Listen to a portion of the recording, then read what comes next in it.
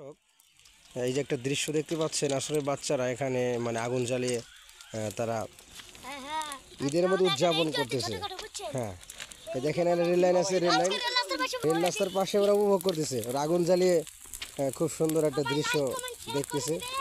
হ্যাঁ, তোমরা কিছু কথা বলো, তোমার নাম কি?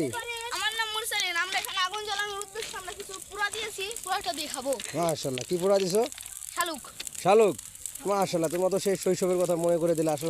আসলে আমাদের পল্লী কবি জসিমউদ্দিন জানে এই শালুক নিয়ে অনেক কবিতা আবৃত্তি করেছেন। তো মাশাআল্লাহ, শালুক কি সবাই এখানে দিছো? জি। যাক, আলহামদুলিল্লাহ আলহামদুলিল্লাহ।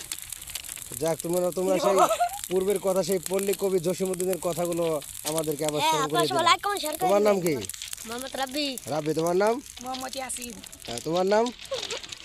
আমার নাম মোহাম্মদ আকবর। তোমার নাম? আকবর। মোহাম্মদ মুরসালিন। মাশাআল্লাহ, তোমার নাম? আন্নাল ফাহিম।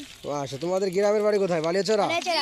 মাশাআল্লাহ, দর্শকে দেখেন আমাদের ফরিদপুর জেলার ভাঙ্গা থানার বালিয়াচড়া গ্রাম। এখানে আমাদের রেল স্টেশন, এখানে ছেলেপুলেরা আছে, ওরা বাচ্চারা আছে, ওরা শৈশবের কথা নিয়ে অনেক মজা করতেছে।